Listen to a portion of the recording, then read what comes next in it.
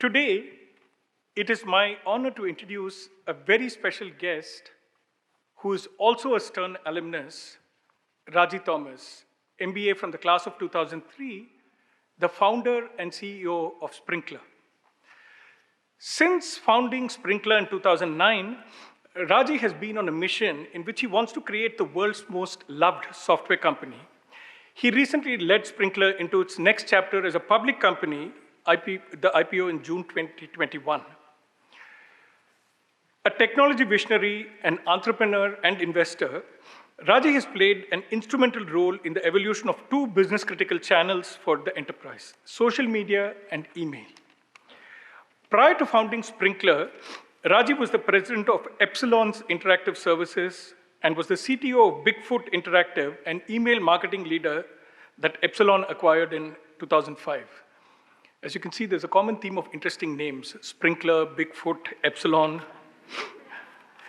Ragy earned his MBA in Finance and Information Systems from Stern in 2003, as I said, and his computer science degree from Pondicherry University in India. Everyone, please join me in welcoming Ragy Thomas. Ragy?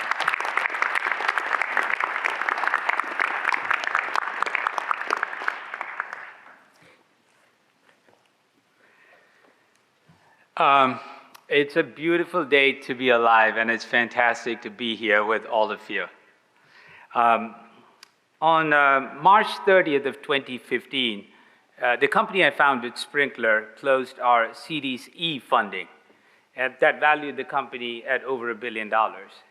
That day, I was 42 years old, and I came back from a party, sat in my favorite chair in my living room, and I asked myself a very important question. What do I want from life? What is it that I really, really want? And I vividly remember the previous time I'd asked myself the same question. I was 22, and that was in Milwaukee Airport. I had boarded a flight from India with a one-way ticket. I had $300 in my pocket and a job that was going to pay me $18,000. Back then, at 22, with no money, what I wanted from life was very simple. I wanted to be successful. I wanted to be able to afford the things that success could buy. And I don't know what you want from life, but I know one thing. If you're not very, very, very clear about what you want from life, you are less likely to accomplish it. So today I want to talk to you about three things. The first thing is what allowed me to go from a broke 22-year-old in a foreign land to who I am today. Two, I want to talk to you about what allows me to live a very purposeful life today, every day. And three, I want to tell you the one thing I wish I learned sooner than I did as I went through it all. So how do you go from being broke to being reasonably successful? In my case, I don't know how replicable this is, but in my case, it was just developing the attitude of never, ever, ever giving up. It was easy for me to do because I had nothing to fall back on.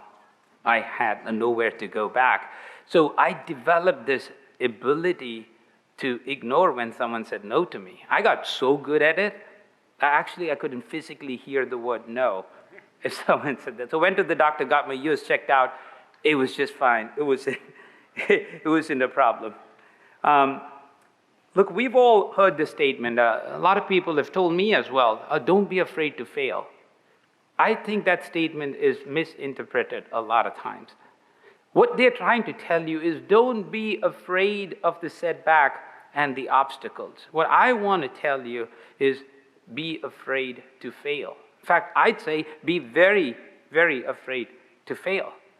Because if the fear of failure is bigger than the pain of the obstacles that are going to come at you, you are going to figure out a way to succeed.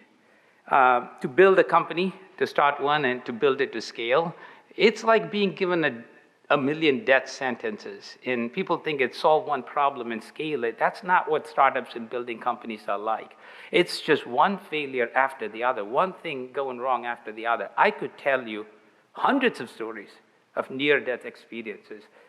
In fact, one time Someone in my company just wiped out all our data across all our customers. So we stayed up all night trying to recover that data from backup, because literally that was the end of the company. And we figured out that the backup did not work. So the thing to remember is that life is not a basketball game. If you are alive, the clock hasn't run out. So all that means is you can't lose if you keep trying. So what you have to develop is the ability to get back up and do it again and again and again. Let me bring you back to when we did our Series E funding. Answering the question what I wanted from life at that time was a lot harder than when I was 22. I had to think about it for months, and I did, and it was very clear to me. What I wanted to do was to make a difference to this planet and its people 100 years from now. See, the perspective of time changes everything. It forces you to stop thinking micro and start thinking macro. It forces you to stop thinking small and start thinking big, which brings me to my second piece of advice for you. Think big. Aim high. Think so big that your brain hurts, because it's better for you to think big and fail than it is for you to think small and be successful. Most people go around life with an invisible fence around their dreams. They don't even know it's there.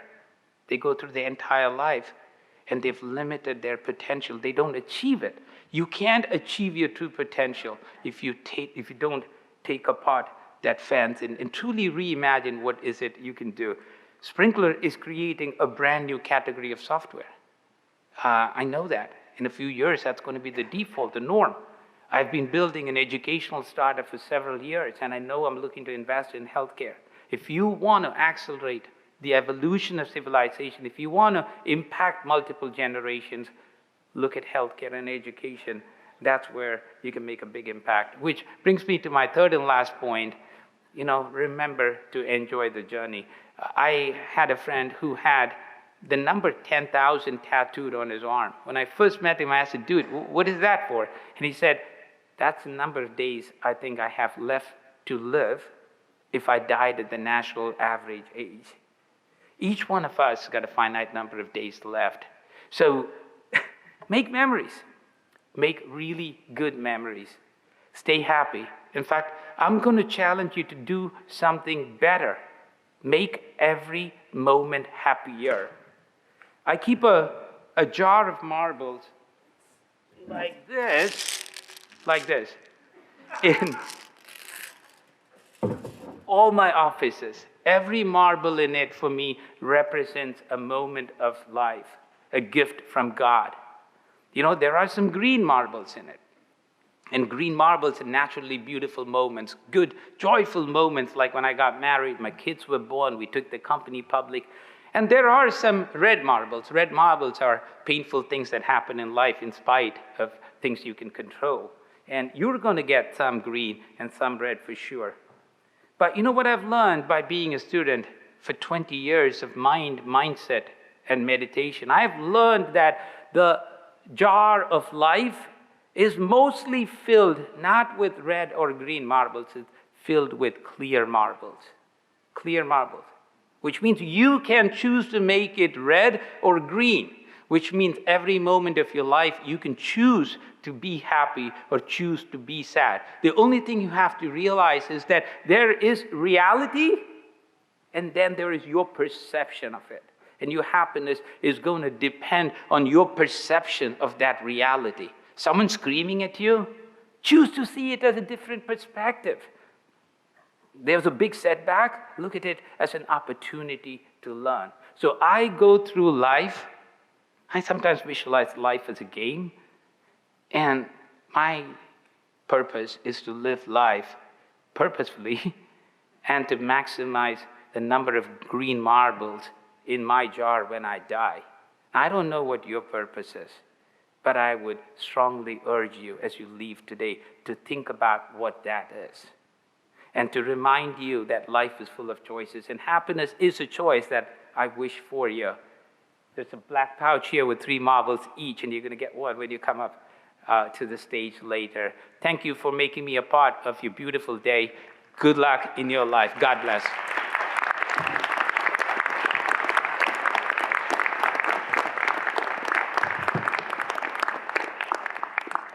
Thank you, Ragy. But in exchange for those marbles, here's a small gift from Stern. Thank you very much.